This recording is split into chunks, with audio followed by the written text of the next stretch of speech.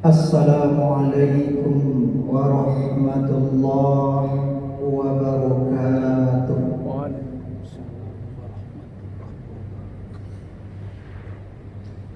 Alhamdulillah, alhamdulillahi hamdan yuwafi ni'amah wa yukafi'u mazidah.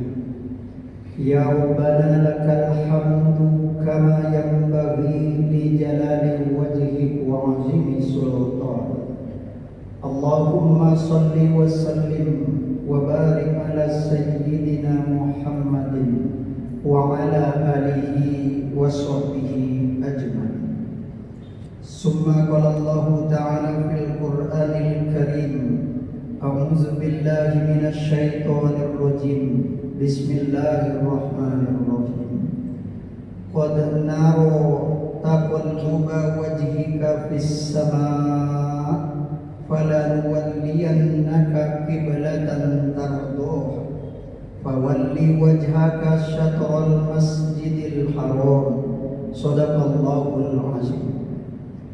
Bapak pengurus, Bapak Ketua dan jajaran pengurus yang sama kita muliakan, Bapak Imam, Bapak-bapak, Ibu-ibu, alim ulama, cerdik pandai, pemuka masyarakat yang tak kami sebutkan nama dan gelar, yang kami muliakan, semoga dimuliakan Allah dari dunia sampai ke akhirat kelak. Amin amin ya rabbal alamin.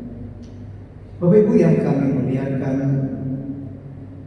pada hari ini kita sudah berada di bulan Rajab. Kalau tak Sya'ban, kalau tak salah sudah hari yang keempat.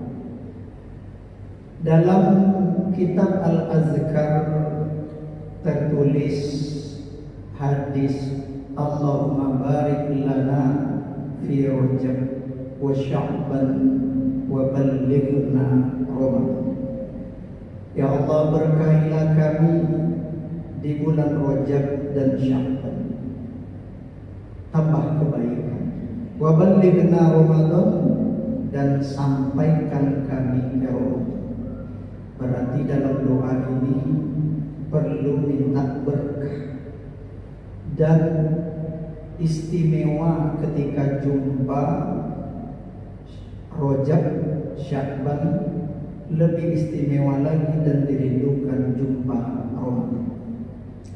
Bapak Ibu yang kami muliakan, kita cerita tentang bulan Sya'ban. Bulan Sya'ban diambilkan dari kata Sya'ban, itu maknanya adalah yatasya'abu minhu khairun kasir. Kenapa dinamakan Sya'ban? Karena di bulan itu banyak sekali cabang-cabang atau amalan-amalan yang bisa kita lakukan.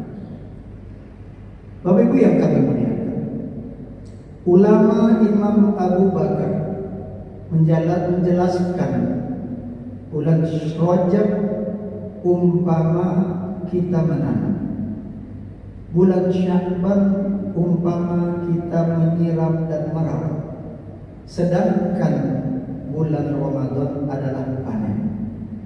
Di Ramadan itulah panen, bukan baru nanam. Maka kalau baru nanam, terlambat nanam, terlambat panen. Kapan panennya? Orang panen dulu.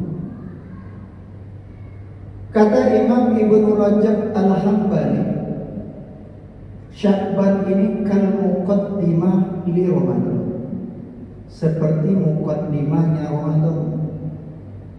Kalau orang mau ceramah ada muqaddimah, lalu baru diisi. Ya, maka Sya'ban ini muqaddimah, pendahuluan sebelum datang Ramadan. Dan juga Imam An-Nawawi menyatakan tentang bulan Sya'ban. Apa kata Imam An-Nawawi? Bulan Sya'ban ini kasunnatil qobliyah, kayak sunnah qobliyah untuk Ramadan. Kita saat ini waktu zuhur ini sunnah qobliyah, sebelum kita sholat waktu zuhur. Seakan-akan sunnah qobliyah ini Bapak Ibu selain pahala mendapat ridho Allah, sayang Rasul, seakan-akan ini supaya mantap sholat fardu zuhur, seakan-akan ini seperti dilatih dulu, persiapkan dulu kita sholat sunnah supaya sholat wajibnya wahna, ya. Nah, ini seakan-akan. Jadi setidaknya ada gambaran ulama tentang wahna syafaat. Bapak Ibu yang kami muliakan, jadi dalam gambaran ini jangan terlambat kita beramal, jangan terlambat kita bersiap. Ramadan datang kita baru mulai siap, tapi mulailah seperti tadi dari Rajab, dari Sya'ban, baru kita jumpa. Bapak Ibu yang kami muliakan, ada apa saja di bulan Sya'ban, baik itu kejadian ataupun semacam amalan yang bagus dilakukan. Bapak Ibu yang kami muliakan, yang pertama tahwilul kiblah, berpindahnya arah kiblat. Dulu kiblat itu yang pertama ke Masjidil Aqsa. Sebagaimana cerita kita ada dalam Quran, subhanallazi asra bi abdihi lailan minal masjidil haram ila masjidil aqsa. Masjidil Aqsa di sana. Kiblat pertama Nabi Muhammad SAW rindu. Kata Allah, qad nara taqalluba wajhika fis sama. Sungguh kami lihat kamu sering nengok-nengok ke atas. Ya, nengok apa? Turunnya wahyu, malaikat ngantar. Bukan turunnya Tuhan. Jangan salah paham kita Bapak Ibu. Turun wahyu supaya pindah arah kiblat. Fala nuwalliyannaka qiblatan tardaha fawalli wajhaka syatrul masjidil haram. Surat Al-Baqarah ayat 144. Kata Allah, ya kami akan ganti arahkan ya kiblat yang kepada kiblat yang kamu sukai, maka arahkanlah wajahmu ke arah Masjidil Haram.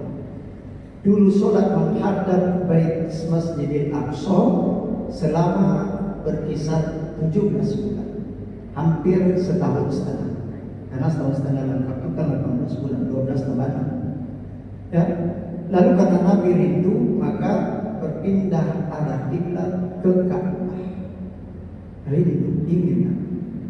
Ini menunjukkan kaum muslimin dan muslimat yang dimuliakan Allah bahwa Masjidil Aqsa kiblat pertama, Masjidil Haram kiblat kedua. Kiblat maknanya arah yang disuruh kita sebagai syarat sholat menghadap kiblat. Syarat sholat. Sebelum dimulai sholat menghadap, kita berdiri ke arah kiblat sampai selesai salam pertama minimal. Karena selesai assalamualaikum ini wajib masih menghadap kiblat, baru boleh diputar. Jangan cepat kali putar. Karena sampai kum yang pertama itu masih ke arah kiblat, masih sholat. Ya, sebelum selesai kum, maka syarat sholat wajib menghadap kiblat. Dan ini bukan menunjukkan walaupun namanya Baitullah, bukan rumah Allah, bukan berarti Allah di kiblat. Di Masjidil Aqsa tidak, bukan berarti Allah di Masjidil Haram tidak.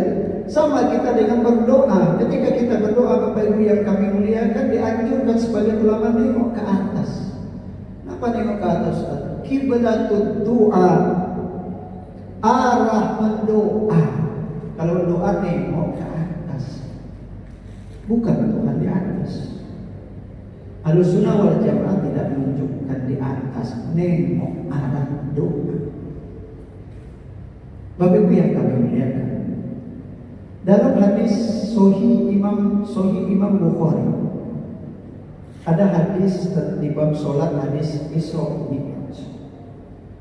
Nabi sampai ke Sidratul Muntaha, terima perintah sholat.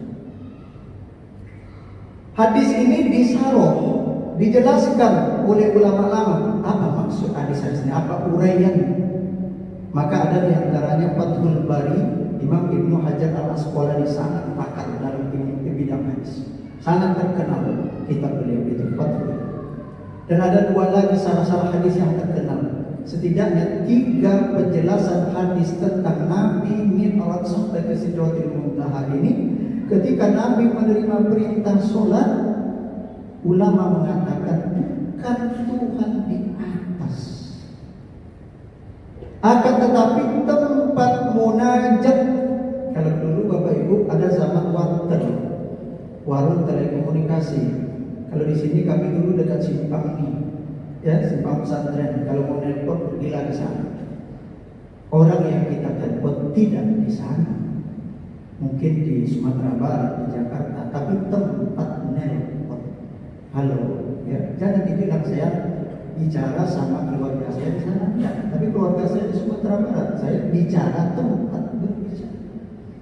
Bapak Ibu yang kami muliakan, dan pentingnya menghadap kiblat adalah syarat salat. Yang kedua, ada apa dengan bulan Sya'ban?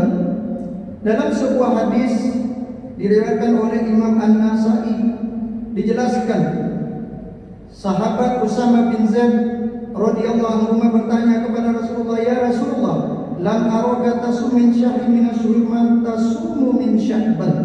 Rasul, tidak pernah saya lihat engkau puasa kayak puasa banyak kali di bulan Sya'ban ini. Ya, kok banyak kali engkau puasa di bulan Sya'ban? 2 kali di bulan Sya'ban. Dalam satu riwayat ada Nabi puasa di bulan Sya'ban sebulan penuh. Ada satu riwayat lain illa qalila, kecuali sedikit. 2 hadis ini pun kata ulama tidak berlawanan. Ada ulama mengatakan hadis sebulan penuh sebelum ke Madinah, hadis sekurang sebulan sedikit itu setelah Nabi berada di Madinah. Bapak Ibu yang kami muliakan, lalu apa jawaban Rasulullah? Kok begitu banyak engkau puasa di bulan Sya'ban ya Nabi? Zaka syahrun yarafun nas anhu baina Rajab wa Ramadan wa huwa syahrun turfa'u fihi al-a'mal ila rabbil alamin wa uhibbu ayyufa amali wa ana sha'im. Kata Rasulullah, bulan Sya'ban bulan yang manusia lalai antara Rajab dan Ramadan. Rajab, Ramadan rajin berpuasa. Ya, ada hadis puasa Rajab lah. Ya, puasalah bulan haram. Ada hadis Nabi. Ya, bulan haram itu diantaranya terpisah satu, yaitu bulan Rajab. 3 berurutan, Zulqa'dah, Zulhijjah, Muharram, itu berurutan terpisah Rajab. Puasalah bulan-bulan haram. Ada dalil secara umum. Ya, dan disebutkan hari pertama, hari kedua, berarti boleh puasa. Dan manusia lalai antara Rajab dan Ramadan. Rajab mereka puasa, Ramadan mereka puasa, tapi ini tidak. Maka saya banyakkan berpuasa. Maka dari hadis ini Bapak Ibu mengajak kita, ayo banyak puasa di bulan Sya'ban. Dianjurkan puasa banyak di bulan Sya'ban. Ya, memang hukumnya adalah sunnah. Bapak Ibu yang kami muliakan, kenapa Nabi banyak puasa di bulan Sya'ban selain lalai? Itu ya itunya juga ya diangkat, dilaporkan amalan.